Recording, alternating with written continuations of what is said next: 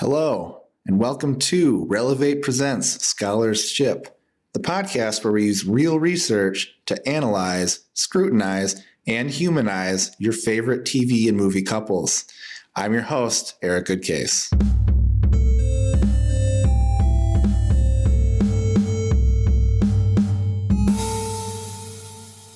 Hey everyone, welcome back to Relevate Presents Scholarship. Happy New Year. Today we have with us an assistant professor of human development and family studies at Penn State Mont Alto, Dr. Barrett Scroggs. Happy New Year, Dr. Scroggs. Happy New Year. Thanks for having me. No, thank you for joining us. And then as always, well, as most of the time actually, Dr. Denzel Jones will be joining us as well. Denzel, how you doing? Yeah, doing well. Always as of recently, right? Yeah. Yeah, doing well. You know, sometimes the show is going through changes. And that's just the way we got to do it. Oh, that was a good one. You know, I want to make that my signature of just like anytime there's a song involved, just like referencing the song in some way. I've legitimately listened to that song, added it to my Spotify because I enjoy it so much. So yeah, that's so funny. Well, if you have a guest, Barrett, you want to give us you want to sing just that one line of the song? Started out on the right foot. I didn't sign up for that. That's fair. Oh, I thought we'd all three do it at the very end, just take us out. If that works for you guys, we could do that too. Cool. I'll do the harmonies. Okay. But if you haven't guessed already, we're talking about the Netflix original Big Mouth. Before we get really into Big Mouth, let's talk to Dr. Scroggs a little bit about who you are, what you research, what kind of your research passion and your passion in general kind of is. So why don't you give us a quick intro to who is Dr. Barrett Scroggs? That might take a while. But the gist of it. So yes, as you said, I'm an assistant professor of human development and family studies at Penn State at the Mont Alto campus. And most of my research looks at the transition from adolescence to adulthood, and more specifically looking at the experiences of LGBTQ folks, but also looking at things like sexual guilt and other things that are happening related to sexuality and identity during adolescence and emerging adulthood. So issues related to those things, as well as things like religiosity and LGBTQ folks and group identification and kind of how they connect with each other. So all things kind of under that big umbrella. Gotcha. Well, as soon as you said sexual guilt, I thought about Big Mouth. I mean, there's not a better representation of being awkward and sexual guilt that I can think of on TV than Big Mouth is. It's pretty central theme. When did you first kind of engage with the show? So I very recently, I was online and I saw an article. I think that I knew kind of it existed in my periphery, but I read an article talking about how in this most recent season, there was a character that was kind of exploring their bisexuality. And that, as somebody that researches LGBTQ issues and sexuality, I was really interested in that. Mm-hmm. I almost just kind of found the episode just to watch that episode, but I'm glad I didn't. I actually started back at the first episode and just binged it. I watched the first episode and was hooked. So it kind of came about through my research topics and that sort of thing, and just kind of hearing about the show.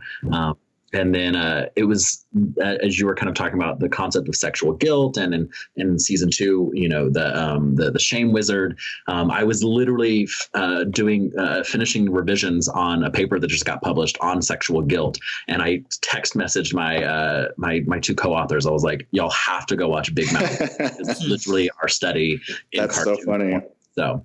Well, before it might kind of come up naturally, but do you want to talk a little bit about your findings from that?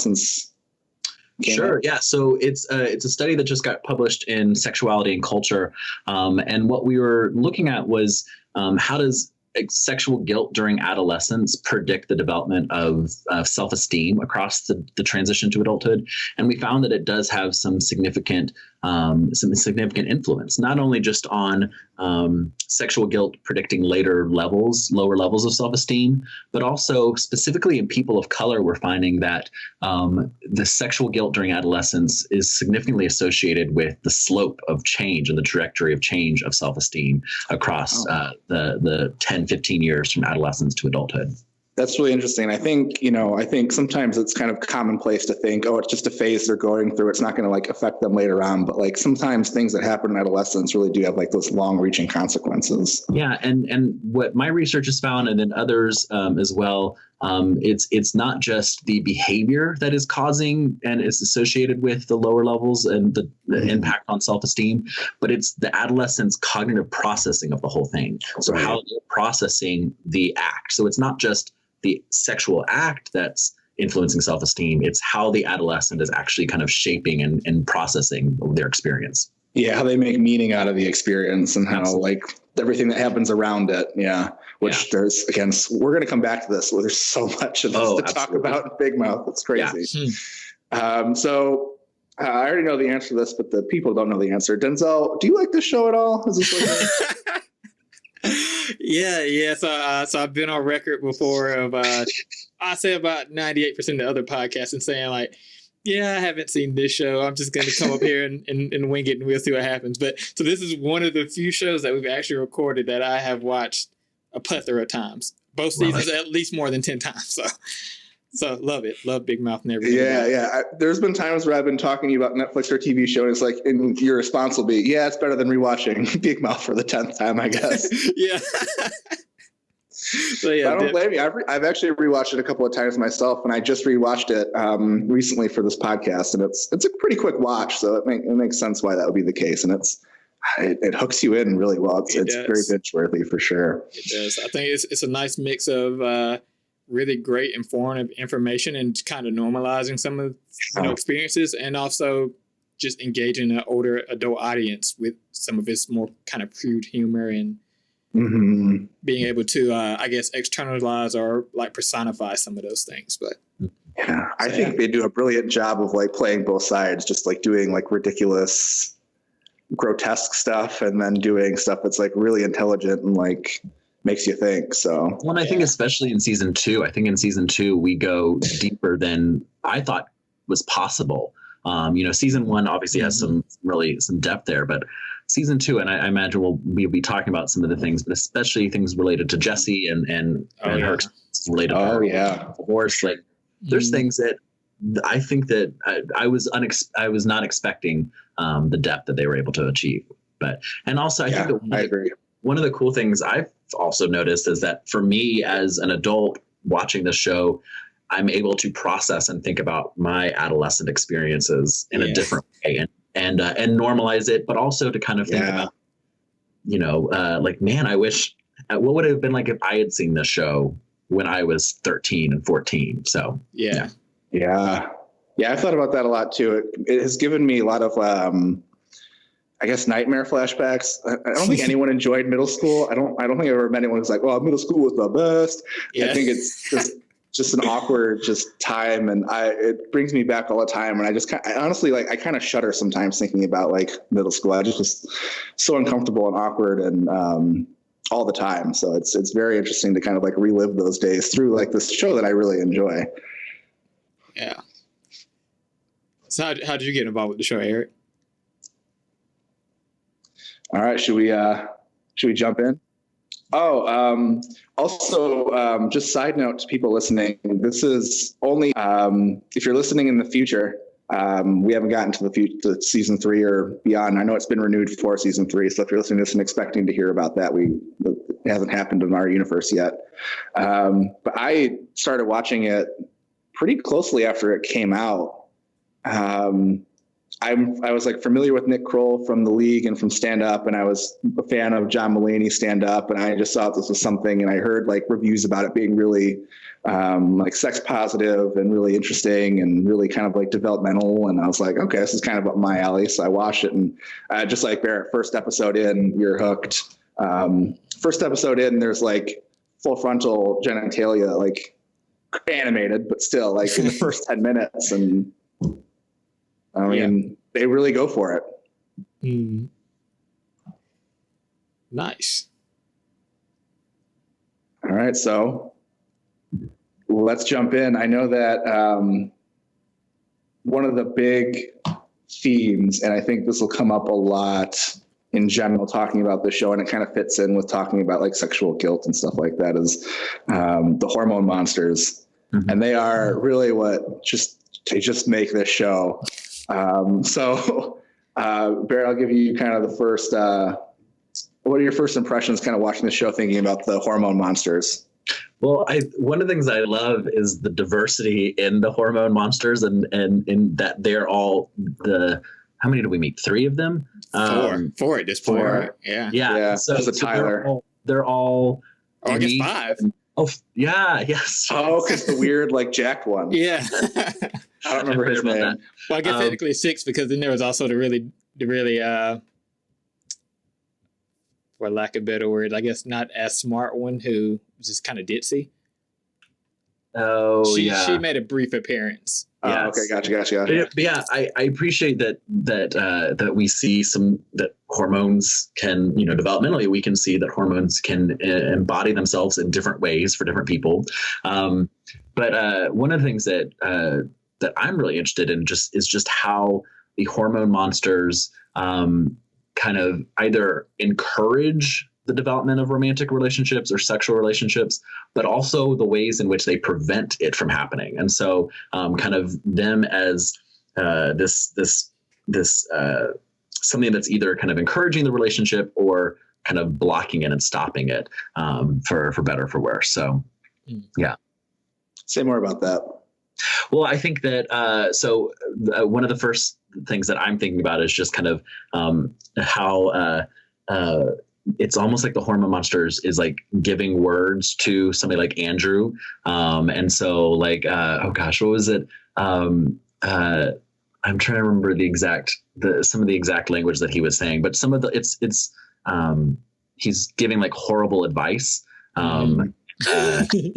It's as if like what's that character that like speaks for somebody else when he's trying to like woo somebody? Cyrano de Bergerac. Yeah. Yes. Yeah. And so it's that like he's giving Andrew things to say and completely misreading it. The worst Cyrano ever. Yes. Just worst advice, period. But like that's what you're getting from him. And so so just like that horrible advice there, example of Andrew having or being like playing games with Missy and her parents, and those are the best. I don't know if I should say that on the podcast. It might change our rating, but I know. I'm sorry. I should have. Are you going to practice it in the mirror later? And he's like, no, it's just not natural. Yeah. Oh, yeah. But also, I mean, not only just the romantic relationships, one of the things I think that they do a nice job of is showing how the hormone monsters can influence the friendship. So like between Nick and Andrew, we see them get like rage fights at least twice. And that's encouraged and instigated by the hormone monsters. Mm-hmm. And so that like those, like, I think that they do a really nice job of presenting development, the biological development that's happening by showing how our biology influences our social relationships. And so the biology, those hormones that are inside of us are influencing obviously our sexual, romantic relationships, but even just our friendships as well. Sure. So yeah. Especially with Andrew, because you see that the most, because he's the one who's followed by the hormone monster, like from the very beginning. Right. So the other like hormone monster comes in later or whatever, but Andrew's kind of the one where you're introduced to the hormone monster, and you see Andrew kind of go after Nick. You see Andrew go after his dad at one point, which is my favorite, because the hormone monster like regrows hair while he's getting angry. But yeah, you really see how it kind of externalizes this kind of like desire to kind of like be reactive and to kind of give in to kind of those primal anger feelings or whatever. And it's kind of really interesting to watch, because Andrew's such a timid kid, but to see him like rage is totally different than his normal self. Yeah. I think to add on to what Barrett was saying about the diversity of it, I think on a personal level and thinking back to like adolescence, and so like it's not a perfect fit, but like as like you were introduced to different hormone monsters and monstresses, like you were, or at least for me, I was able to see like, that would probably be my hormone monster. Although I really wish that was my hormone monster, and like being able to again like kind of visually see and process like what that was for me as an adolescent growing up in retrospect was interesting. Well, and one of the things I thought was so interesting is in season 2, where so we've been introduced to the hormone monsters, montresses this whole time, and then we get the shame wizard. And so seeing how in the end the hormone monsters are also standing up to the shame wizard and saying like and kind of aligning themselves with the kids and with the teenagers. And so I just found that so interesting. That even the hormone monsters were fighting back against the shame wizard. Yeah. Shame Wizard was such an interesting character as well. It kind of comes in season 2. Again, mostly Andrew, but then there's the episode where it like starts to kind of like interact with everyone. Yeah. Well, and coming back to this concept of how like just like the hormone monster is kind of encouraging and preventing relationships, the shame wizard does the same thing. And so where we see, Andrew and Lola, one of the interesting relationships I find from the show so far, and with Andrew and Lola, like that, they have that kind of, the hormone monster encourages that physical experience, and there's some dry humping that occurs. Rubbing fronts. Per normal with Andrew. And so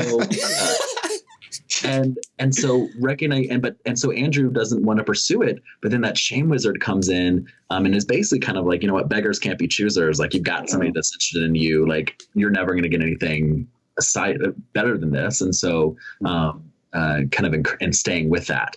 And then we get to see how that shame comes out, and like once Andrew and Lola are together, and like he feels shame and embarrassment about like kissing in public and at school and those sorts of things.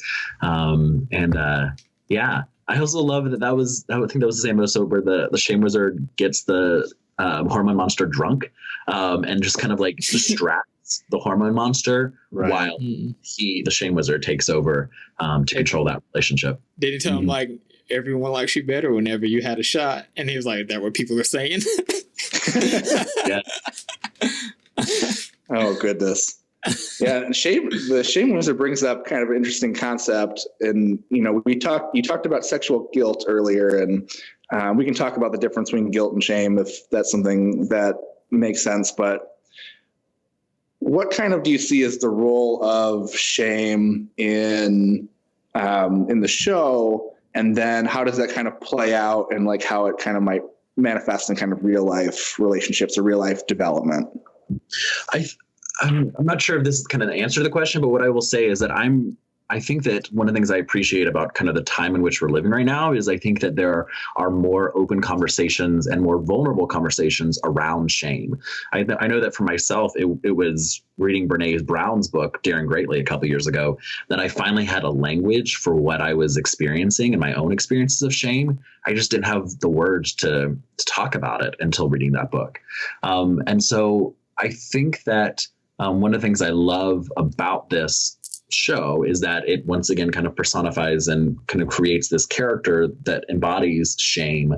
And we see how it messes with these relationships, where it makes people feel like the things that they're doing are horrible. Like Missy, it makes Missy feel so horrible about getting caught with the stuffed animal. And it's like, no, like once you take a step back, it's like that developmental milestone was normal. And so then, and with that, and then also characters feeling shame about, their sexual experiences, like Andrew, characters feeling shame, like Matthew, not necessarily feeling, he's kind of out and proud, and that's, and when we meet him, but still feeling shame connected to that. You can still be out and be open about your sexual orientation and still feel shame connected to it. And so we see at the sleepover at the school, we see that being manifested in all the different ways that shame is influencing a person. But then I just love so much the moment we get to see them fight back against the shame wizard. Yeah. Now, having, of course, like you said, season 3 is not out yet. I don't think we've seen the last of the shame wizard. I think that we'll, and just at least kind of what my understanding would be is that, we can stand up to shame, but that it still can come back and that sort of thing. And yeah. Quick follow-up question, Barrett. I guess personally, what is your relationship with the character of the Shame Wizard? Like, do you like him? Do you not? Do you think this purpose is good or evil? I guess kind of what's your own personal beliefs about the Shame Wizard? So like what are I'm not sure I understand. I guess I'll start out by kind of telling you what I think about the Shame Wizard, and that might kind of make it a little bit more clear. And so for me, with the Shame Wizard, I find myself kind of in this love-hate relationship with the Shame Wizard. And attentions aside, because I'm not certain at this point if his intentions are positive or not. But what we can see is that he really has a lot of negative effects on these children, their relationships. And that's kind of like the overt picture that's being painted. That's like our dominant narrative or our dominant script, right? And I also think there's also this subjugated piece that we're not seeing, where the Shame Wizard is kind of like maybe people do need some level of shame, in the sense of, like, if we didn't have shame at all, like, what would our actions and our behaviors be? Would they be more positive, or would they be more detrimental? And so, like, just as I'm thinking about that and wrestling with, like, what is his role and his value, ultimately, I think I come down to this point of where I think that the Shame Wizard can be a really good character, and, like, not only like a character, but like in real life development. However, I think that the Shame Wizard is abusing the power that the Shame Wizard has, and is doing like very negative things. I think like in moderation, I would believe that like the Shame Wizard could be something that was good. And it reminds me of this Andre 3000 lyric where he says, "Thank you, Lord, for throwing some shy bones in my body. Let me tell you why." But like ultimately he was saying, thank you for making him shy, because if he wasn't, he would just go around having sex with everyone.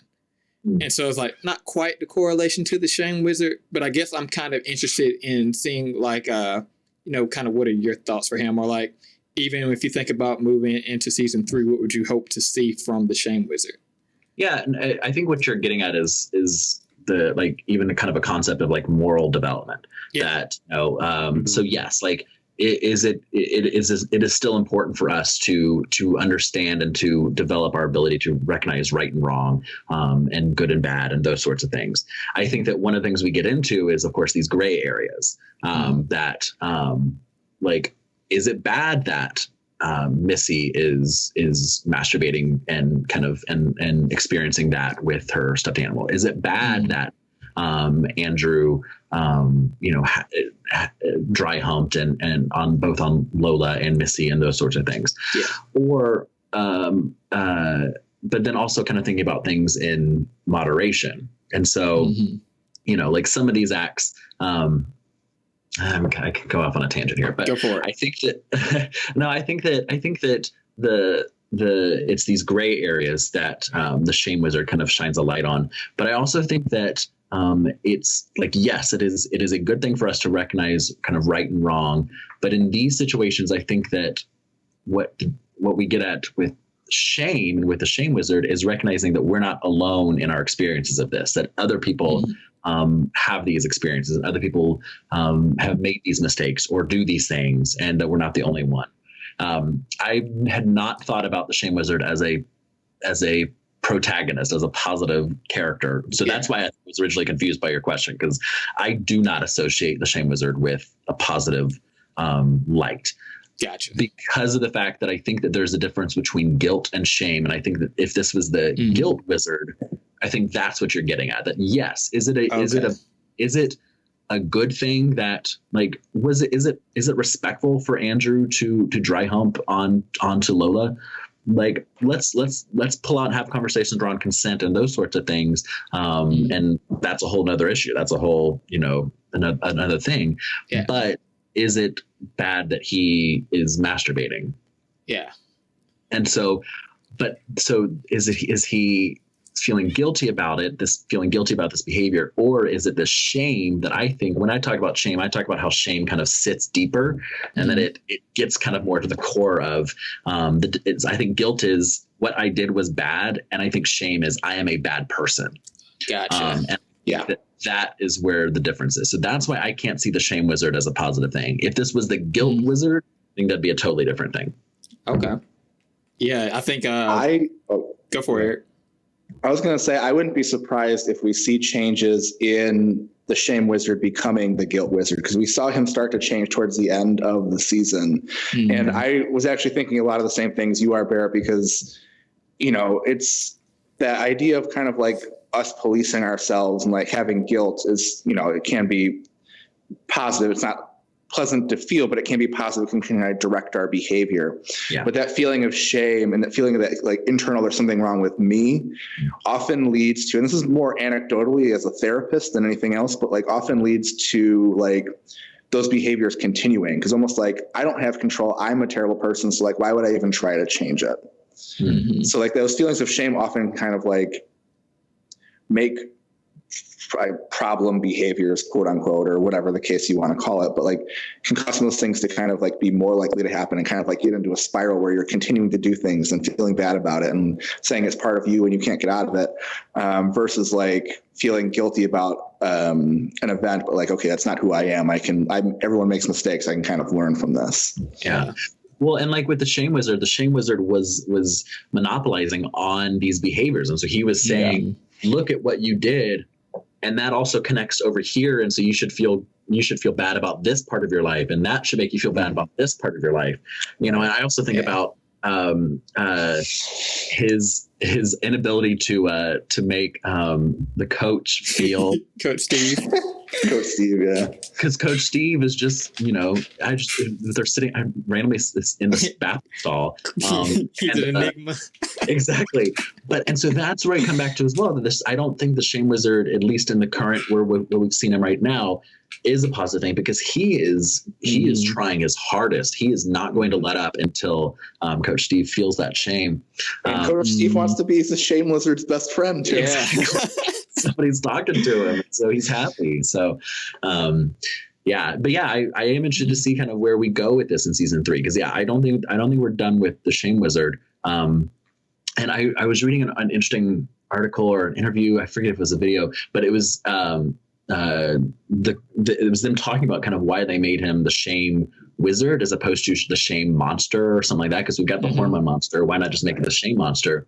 But they talked about that they wanted the shame wizard to have this magic power to him, that he's a wizard, like he's able to like have this magic power, and he's not just like a scary thing. He's got a power over us.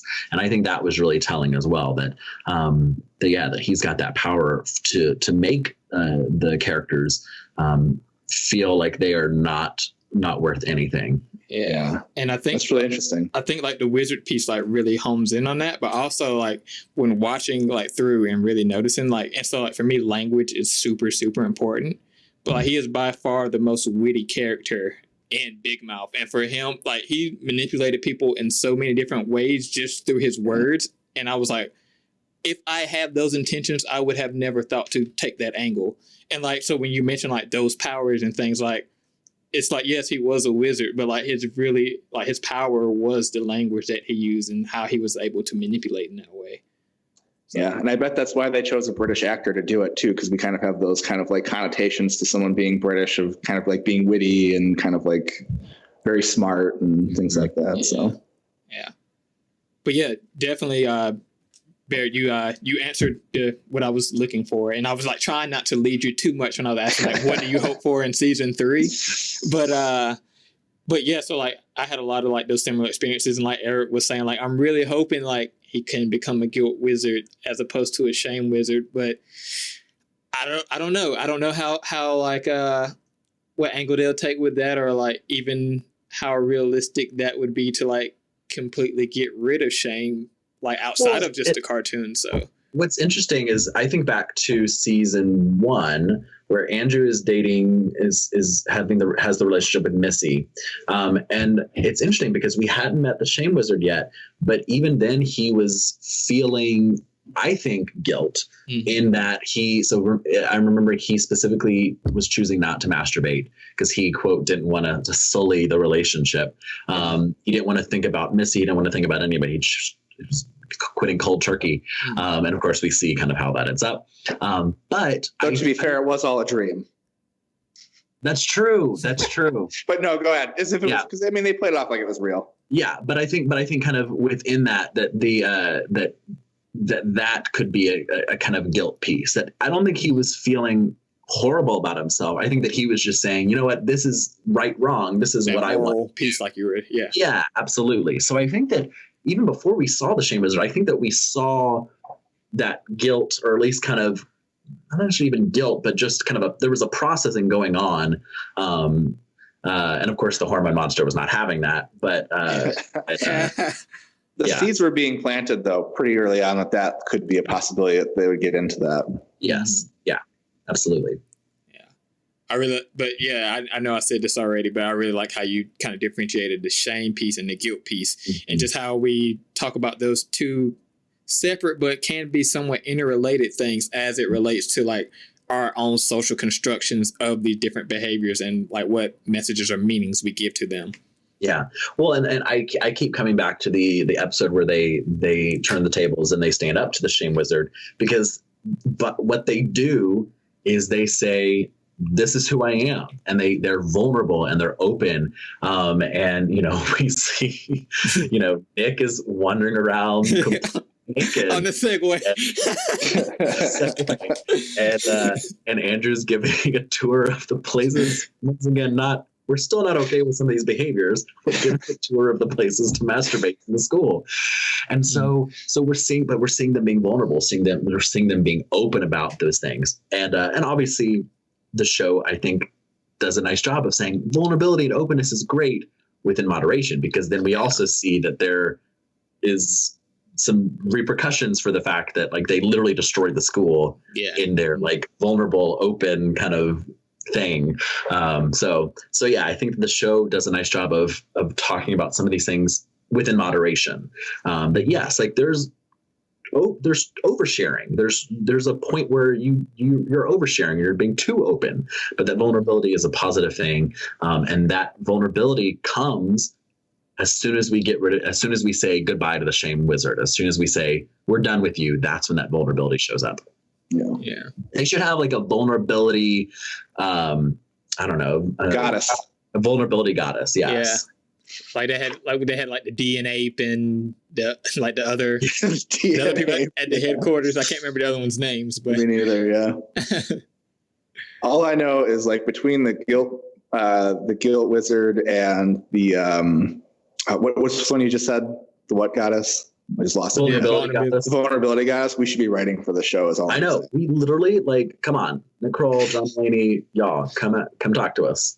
Yeah, I would be interested to know, because there has to be, like, it seems like there's some sort of like developmental scientist in the house working with, because like not only just like the content of like the plot lines, but like the information they're presenting. I've been really, really impressed with it. So, but seriously, come talk to us. Yeah, me too. Yeah. Get on that. You can find it at relevatepodcast.com. So hit us up. Say that one more time, I'll loop you into Barrett. Relevatepodcast@gmail.com. Anyway, I also really like that one of my favorite lines from the Shame Wizard was, I don't even remember who he was talking to. I think it was the Hormone Monster, but someone mentioned, why is the Shame Wizard going after Nick? And it's like, oh, parents did so well at raising his self-esteem, I can't get to him at all. He was talking, and it made me think about, I was thinking so much about like the parents and their roles and like the development of the kids as well. And I wondered, I think a lot about Nick's parents, because I think Nick's parents are the coolest. I love Nick's parents. Yeah. My wife and I honestly watch and say, like, are we going to be like that as parents? And absolutely. Yes. Yeah. So how do you feel like the relationships with their parents influence their relationships, their development, how they interact with the Hormone Monster and Shame Wizard and all that kind of stuff? Yeah, I think that the show does a nice job of showing different family relationships that we see. Like we see with Nick's parents, that they're open and they're sex positive and they are comfortable with affection and those sorts of things.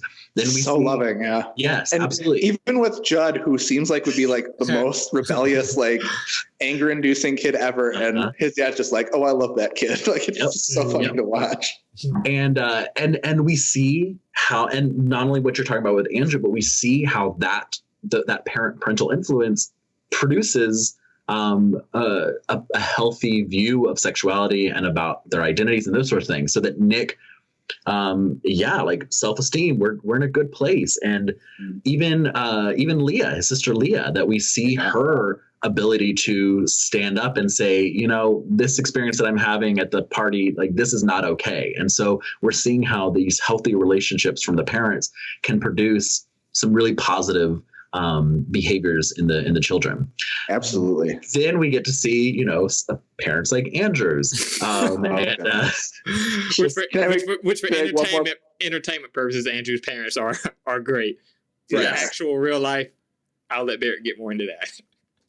Yeah. Can I just mention one more thing about Nick's parents too? Is that it's not like because Nick's parents are a certain way, Nick never experiences any negative feelings. He still goes through a lot of the things and still like has doubts about himself and even like can be a little, maybe grandiose isn't the right word, but still believes he's going to be a point guard for the Knicks, even though he's super tiny. Like, you know, like there's still some things there.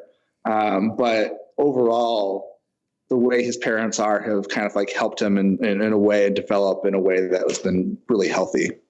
Well, and I think with Nick's is a great example of how parental attachment can influence those things.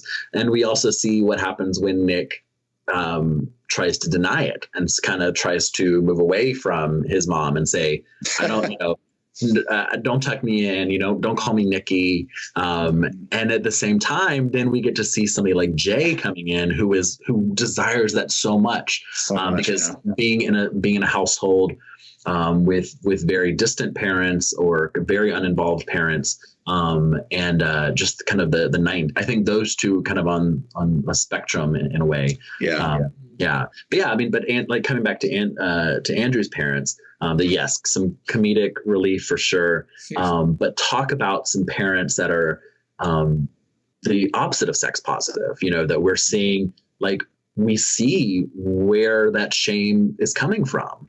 I forget some of these experiences, but I remember the dad, I feel like multiple times said to Andrew, like, what did you do to her? Like, what did you do? Like, what? It's immediately kind of going to this negative place. And so, and seeing kind of, but at the same time, then we see that his parents can still find a way to show affection and to love each other and that sort of thing. Thanks for cutting off there. I know exactly where you were going. But then I think, then we also also talked about Jay's parents a little bit, but then even a big part of, especially season 2, is Jesse's parents and the dissolution of their relationship, the emergence of the mom's girlfriend and those sorts of things, and really how that relationship can influence Jesse's development. And like I said earlier, I think that one of the things, I think the strongest piece of season 2 was seeing the dark places that Jesse goes. I love that we did, and that we're also able to see her resiliency, but that we see. We see kind of what that influence and how her hormone monstrous plays into that.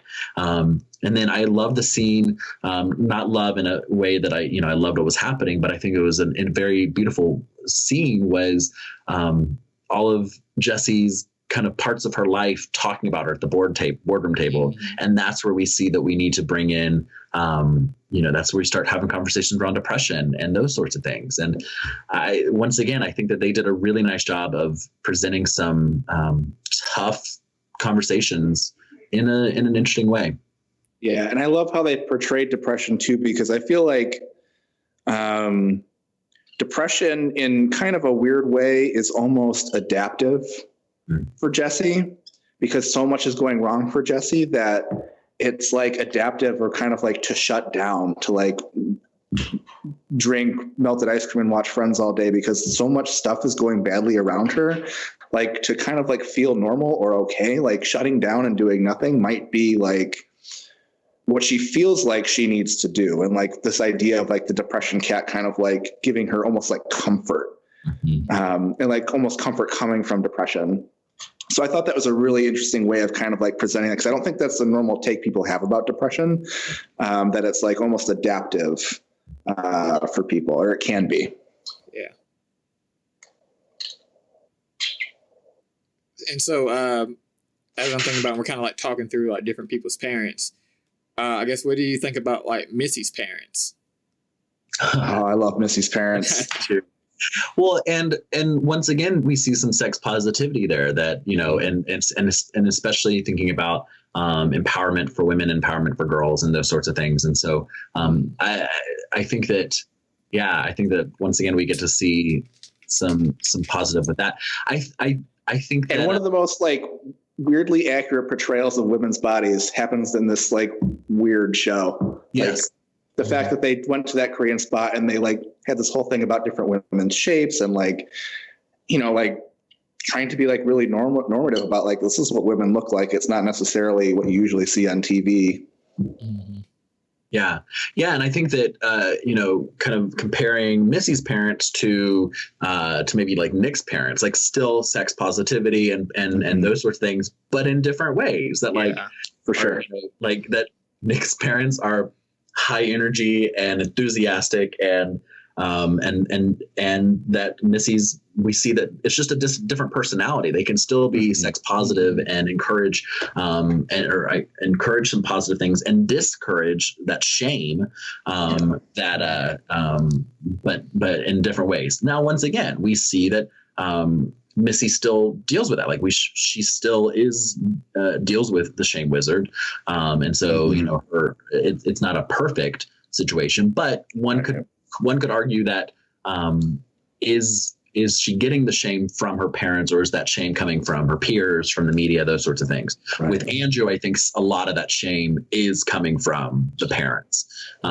So yeah, it's just, I think that they presented it in a nice way that, like you were saying earlier, Eric, that just because they had great parents doesn't mean that they are immune to these negative experiences. Right. And other side note too, like, I feel like I might be arguing with a straw man here, but sex positive doesn't mean like everything's okay. And I think that needs to be said too, because like Missy's parents put up boundaries too. Like when whatever happened where her and Andrew went out to that party and there was some Mons pushing, as it was later coined, she still set boundaries and like, this isn't like okay for where you're at. And like, we need to still set a boundary, but like didn't encourage the shame in the same way that Andrew's dad did by calling him a pervert and saying, what did you do to her? And kind of like, and tell him to go push the lawnmower with his Mons. Telling him to go into like prison. I found it very interesting that Lola and Andrew's dad were like kind of became best friends, you know, immediate connection there. So I totally forgot about that. That was hilarious. And they were like both against Andrew. Yes. Yeah. Which, coming back to the shame wizard, as I think everything should, which makes a lot of sense that those were places where his shame was coming from, and so it makes a lot of sense that they're connected. And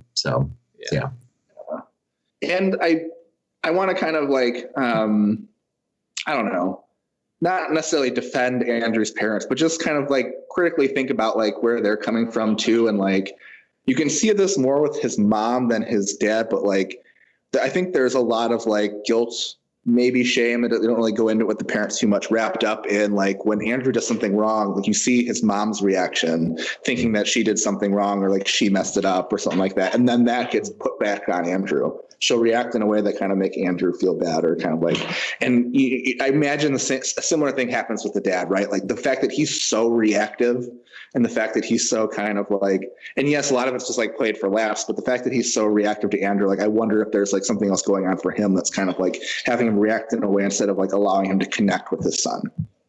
Well, and that's an excellent point. I also think another piece could be the fact that, that Nick's parents have been through this twice. They've got 2 older kids now. And so is Andrew an only child? Yeah, I think, it was so. hinted. He doesn't have any siblings in the show. It was hinted that he had another one that may or may not have got aborted in the Planned Parenthood episode, but that's right. Well, and so not to say that first-time parents or parents who only have one child cannot are incapable of being successful and dealing with these things, but right, it could be that that Nick's I would be interested to see were Nick's parents great when Judd was going through this. So we don't know, but that maybe they've had a little bit more practice with it. I don't know, but yeah, I think it is a good point to that we can't, once again, it's with Andrew's parents, there's such comedic relief. Not that, all the parents are hilarious, but that intentionally, having somebody like Richard Kind playing Andrew's dad, just perfect. Great casting. This show has great casting in general. Completely. Kristen Bell plays the pillow that Jay gets with. They got Kristen Bell to play a sexual pillow. How else? Yeah. But yeah, so I think that the casting for sure was perfect. So good. Yeah. I think with I guess before moving on from Andrew's parents, being able to empathize with them, I think that's why they're so hilarious to me, was because those were my parents. And so I'm not sure if it's a defense mechanism, humor and laughter and all that kind of stuff, or if it's I genuinely think that they're funny. But just growing up in my own development, I could definitely see myself as Andrew, sitting awkwardly on his bed as his mom tries to show him how to put a condom on a banana, and then his dad walking in and just kind of being next time you want to know something, how about you shut your face? That, those were so my parents. So being able to connect with Andrew in that way, I'm able to empathize with his parents in that way. Yeah, so it's really funny to be able to put yourself in those situations. That's a great scene. I forgot about that scene too. Bar, what are you doing, my good banana? Oh, it tastes like condom.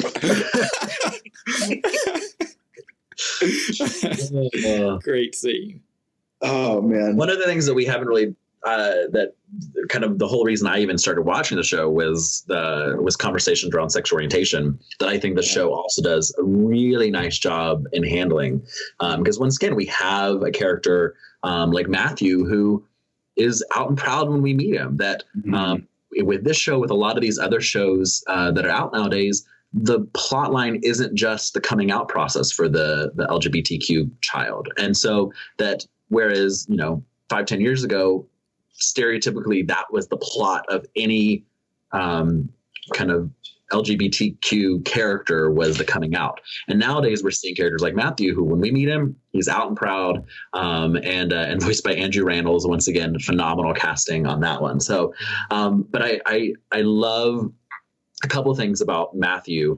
The first being that we get to see him interacting with an older gay man. I was going to bring that up. Such a good by the amazing Harvey Fierstein. And so getting to see that generational difference. And I think that is just a nice tip of the hat to what I think a lot of older LGBTQ folks feel is that the younger generations don't kind of understand from kind of their history. They don't know their own history. And so that was a really cool moment to see that exchange. And then, of course, we get to later see Matthew, the development of what could eventually be some sort of relationship with Jay. I think that. Can I go back to real quick with Matthew and the older gentleman? Yeah. I think what you said about kind of the gay character coming out being kind of that's the way that TV shows made gay characters three-dimensional. Yes. They were either one-off sassy gay characters, which Matthew was. Matthew was just kind of the sassy gay guy for a while, but they made him three-dimensional in a way through you didn't just go, oh, he's a sassy gay guy or whatever. You started to see where that came from, what shame and guilt and feelings he has about himself and how that kind of plays out externally and how he's kind of like dealing with that and how like at the very end he was still kind of like, okay, I'm okay being sassy and whatever, but I also need to kind of like think about these other parts of myself too. Or these Absolutely. Other parts of like, one of my favorite moments with Matthew was when, oh gosh, I forget. I think it was Devin was trying to like gossip with him or something like that, and like the conversation around I'm not a girl. Well, you're not a boy. Like you're and that and as a gay man, that is exactly what I dealt with growing up. I still to this day deal with those moments where I don't fit. I don't fit in girls' night, and I don't fit somehow in guys' night.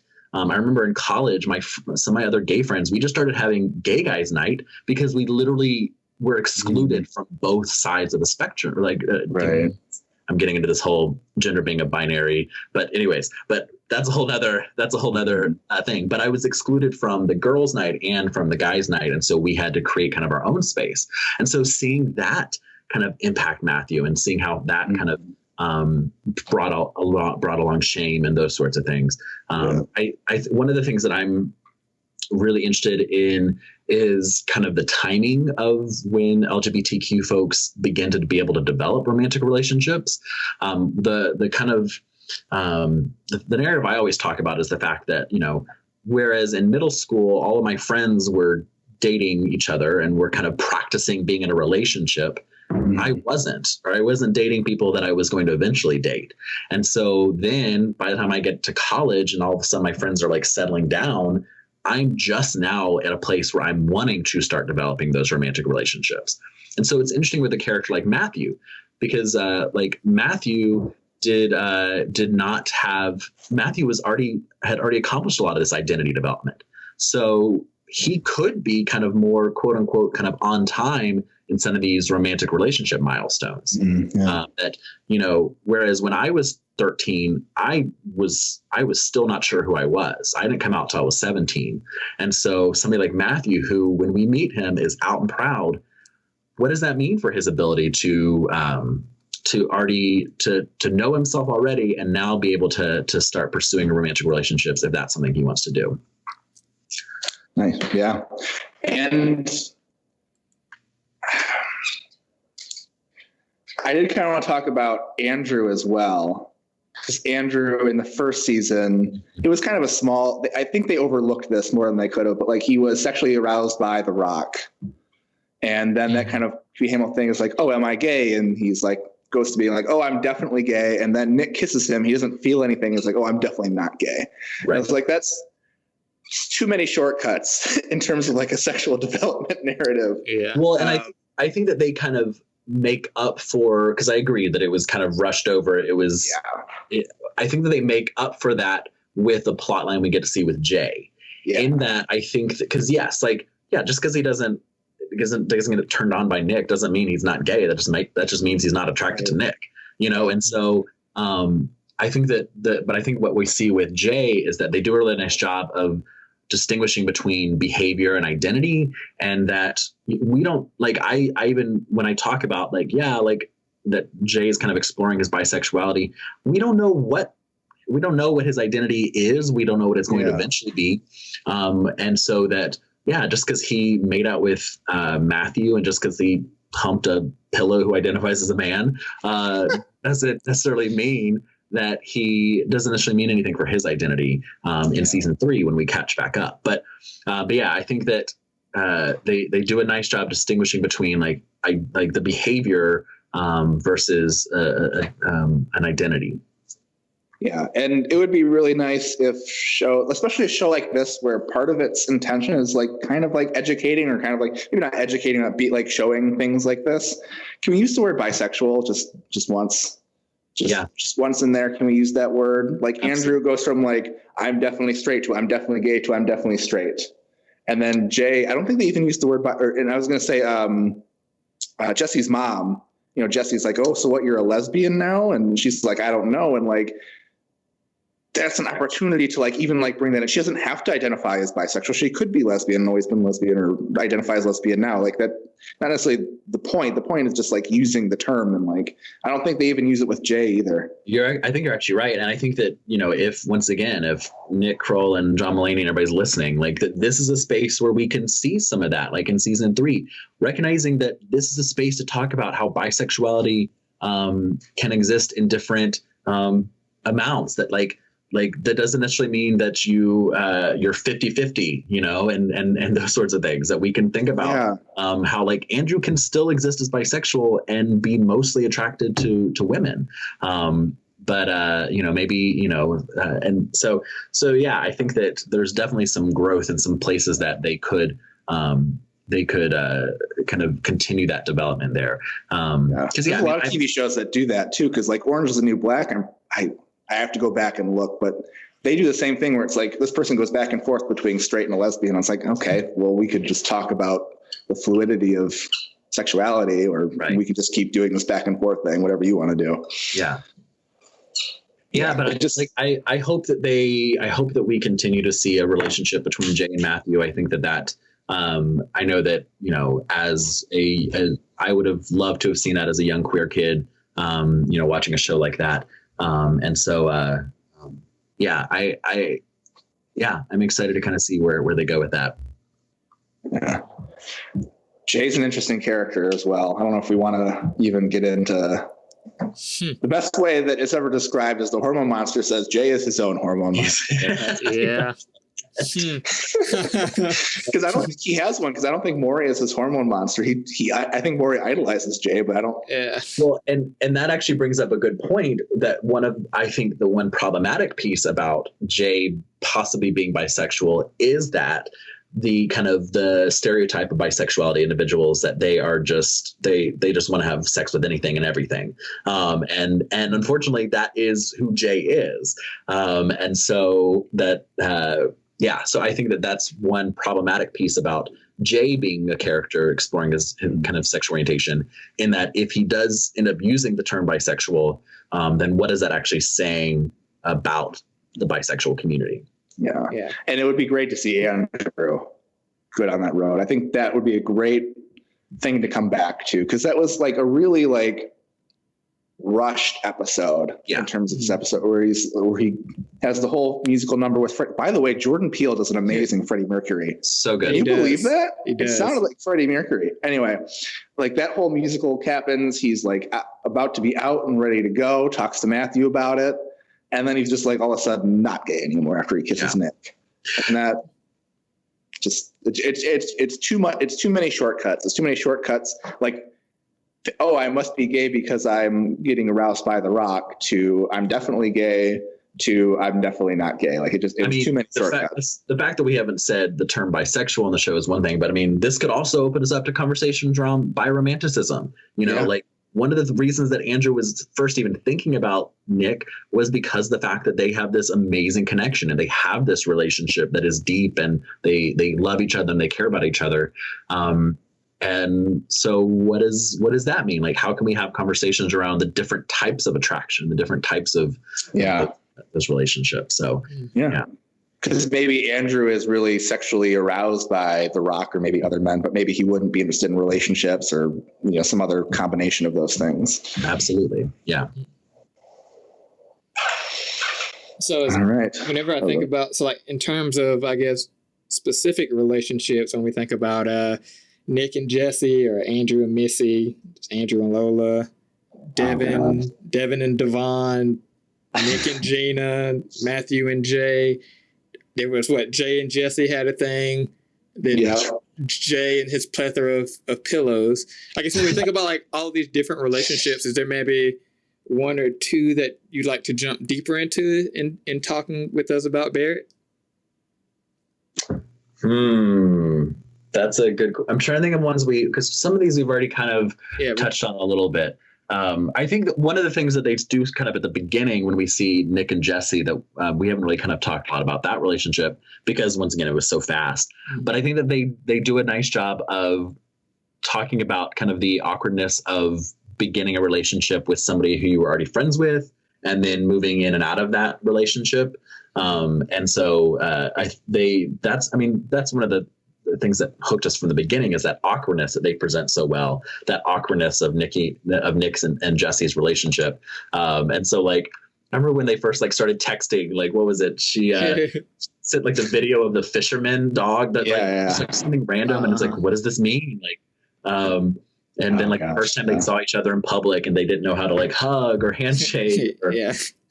But then this kind of one thing that they do address a lot of times with, especially with Nick and Andrew, is how that relationship then left Andrew out, and how the jealousy of the friendships came in. And so how Andrew was jealous of Nick and Jesse, but then later on we see Nick getting jealous and of Andrew. And so how that kind of plays out.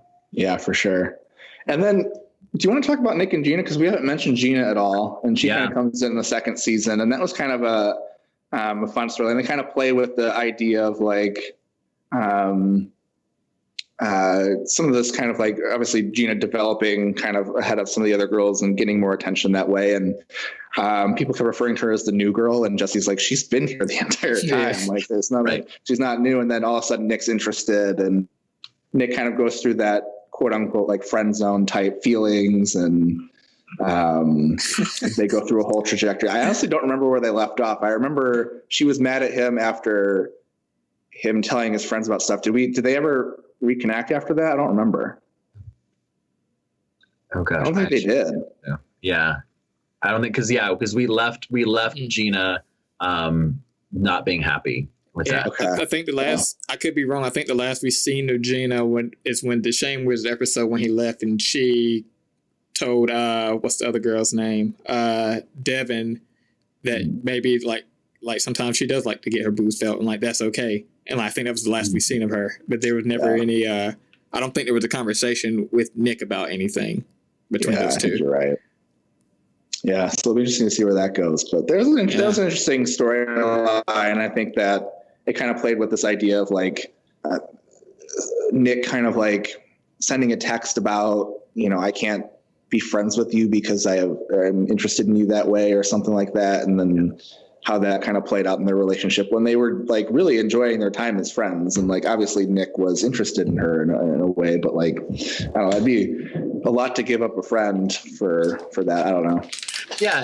And obviously the hormones play into that and that sort of thing. Sure. But that, that I agree that awkwardness of, like of kind of almost like an ultimatum with that. But that they're like, what would it look like for Nick and Gina to have just stayed friends, and so, like we don't necessarily know where things are ending up yet. And so that could be an interesting kind of, I don't know, an interesting story to see if this does end badly, showing that, like sometimes you fool around or date a friend and you end up just staying friends like Nick and Jesse, but sometimes that might mess things up. So. We'll see where it goes. So I have 2 points, and one of them's on Nick and Gina, so I'll start there, and then I'll bring up the other point later. It might kind of change our direction. So with Nick and Gina, and you guys thinking about what you hope for them or what you hope for them not to be, I guess, what are you guys' hopes? I think for me, my hope is that it is Gina driven. I think that right now, like, I'm not happy with the way that Nick handled any of that situation. And so I think that Gina we need to have Gina make the decision, and that she feels okay about this decision. Mm-hmm. And because of that, I don't think this is the healthiest thing, at least at the moment. Yeah. I think Gina's doing great. She's putting up good boundaries. She's kind of like letting her relationship kind of progress naturally. Obviously, I think with her dating Devon, that seemed like it was more kind of like popularity or looks driven. And we don't know, that might not be the case, but that's what it seemed like from the way it was presented on the show.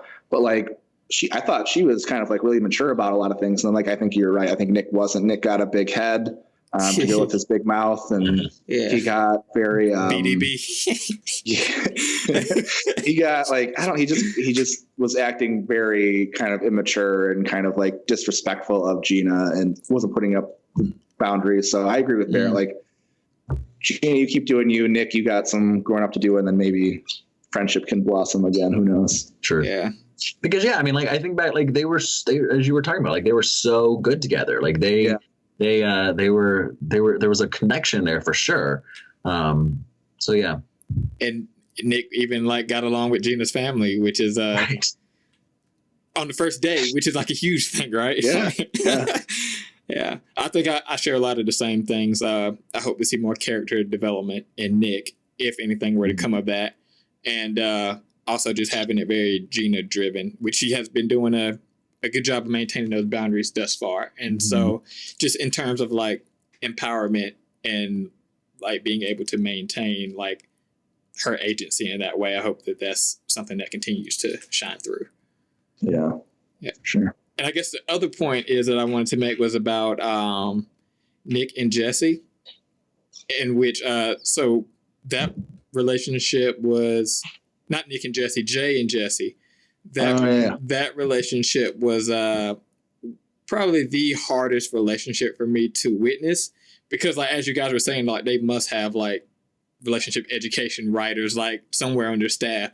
But I just remember the scene where they were kissing and like they were both like really trying to have their needs met, and Jay was like and he was like just very like logically and like using the language of like a relationship scholar, which is kind of like, you know, I actually need this because like I don't have like emotional attachment with my family. So like the way I get people to touch me is like by pretending to fall, like all that good stuff.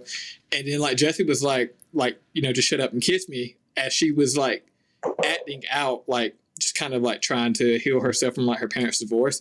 And it was like being able to see like both of them get their needs met in very unhealthy ways was I was like, yes, I'm glad you guys are getting your needs met. And if this Band-Aid continues to be like placed on this wound, this is going to get very disgusting.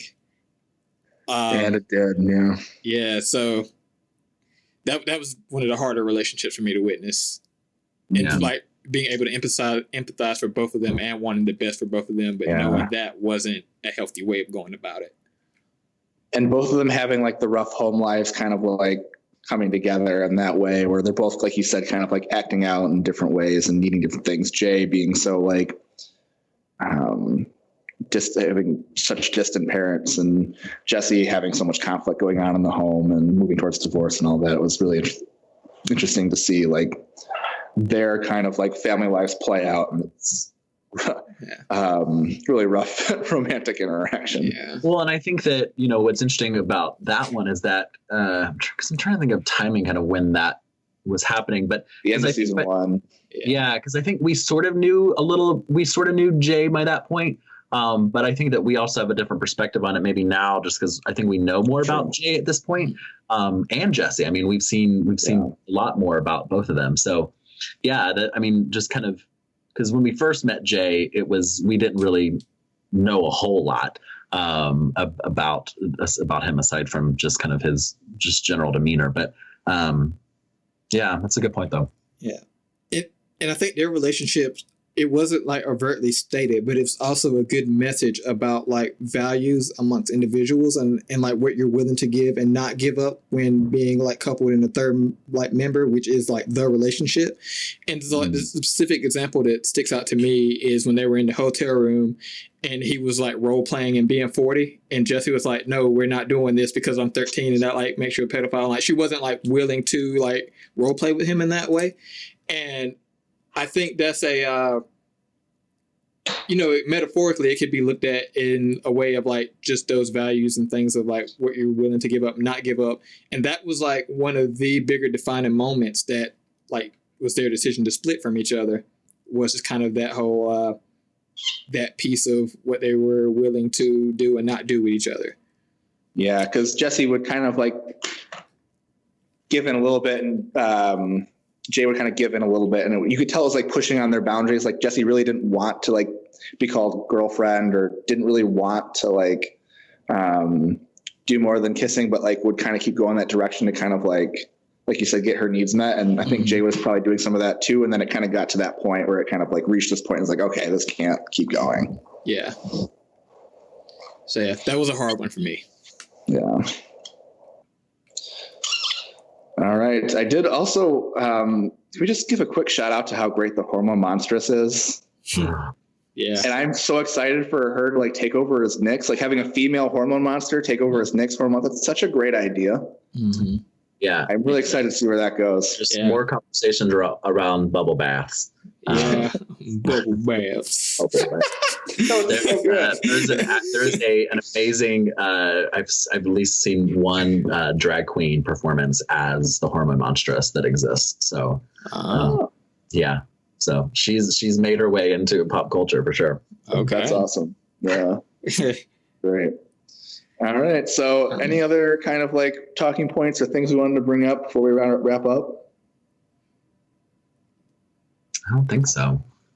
I think we're pretty good. Yeah. All right. So you don't have to answer this by any stretch of the imagination, but based on the hormone monsters we know, who was your hormone monster?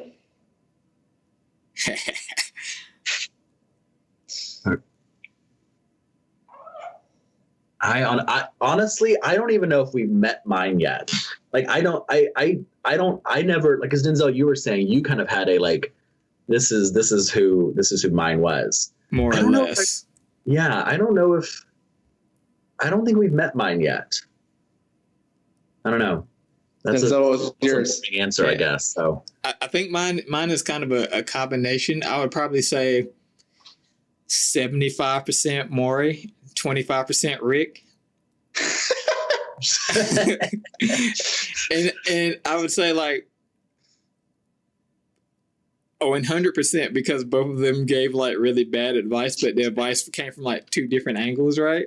Yeah. And so Maury's was like, do this really dumb thing that's probably going to get you in trouble, but it was more along the lines of like, I kind of just want to see what happens. Where opposed to Rick was like, I genuinely think this is what you should do, even though it was like by far just you shouldn't do that. And like his ignorance was just stunning in that way, right? And so there were definitely times in my development where I was like, well, let's see what would happen if I do this, and didn't always lead to me making the best of decisions. But then there was also some times where I genuinely thought that I was doing good, but because of like my ignorance in that way, that it wasn't beneficial to my development. So I'll say probably 75%, 25% split in that way. That's rough. That's a rough split. Any Rick is a rough split. Yeah. Yeah. Or Rick. You're the man, Steve. No, I think mine would have been like mostly more, but I think mine has like Tyler's just an awful hormone monster. Yeah. And part of me thinks I had some Tyler in my hormone monster just because I was just so awkward that I could barely interact with anyone. And I think that was just like a shutdown from. What were you going to say there? What is the Hormone Monstress's name? Connie. Connie. Yes. Mm-hmm. Yeah. So like, so if we're talking percentages, I for sure have a little bit of Connie in me, and so yeah, because I appreciate her. I think that she's got some. Not that others are not looking out for their individual. I think Connie does the best at looking out for the person that she is working with. So, yeah. I think she would have been the one I would have wanted the most out of the ones we've seen.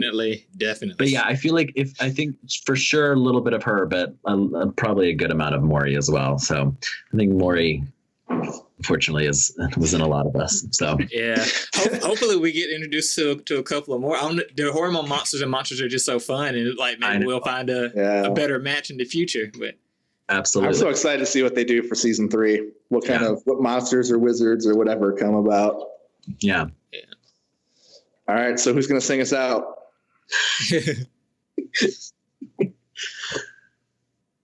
So Denzel, you've sung on the podcast before. You can't say you don't. So how about this?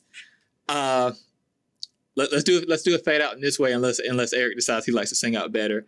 How about each of us impersonates a line of some sort of their favorite character? Jeez. Oh, jeez. Or just someone they think they can do really well? I'm trying to. Oh God. I'll do a couple off the cuff until you guys decide. I could totally screw this up because, like I said, this is just last minute thing. But do you guys remember Caleb by chance? So yes, I love Caleb. Hilarious. Yeah. Yes. He was like, what did he say? He was like, no matter how much you wash your hands, a trace amount of feces will always remain. Anger. Well, you guys, I guess Barrett and Eric are my best friends. That's excellent. That was excellent. You just lean your head back, arch your crotch in the air, and say, "Dinner is served." That's pretty good. Oh Jesus! I'm pretty sure my hallway mates just. It stings, but it's worth it. Things that new faculty say in their offices. My name is Devon. Oh my gosh, I'm not an old man. That is, man, you're good at this. I can't believe I'm in the 7th grade and I'm already over high school. Oh, that was a good one. That was good. That was good. Yeah. At the party? Yes. With a little red Solo cup.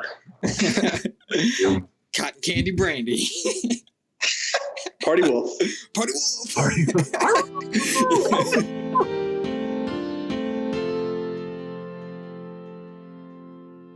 And thanks to you for listening today. If you want to become a part of Relevation Nation and get daily information about romantic relationships, or just want to learn more about Relevate, like us on Facebook at facebook.com/myrelevate, follow us on Twitter at myrelevate, or on Instagram at instagram.com/myrelevate.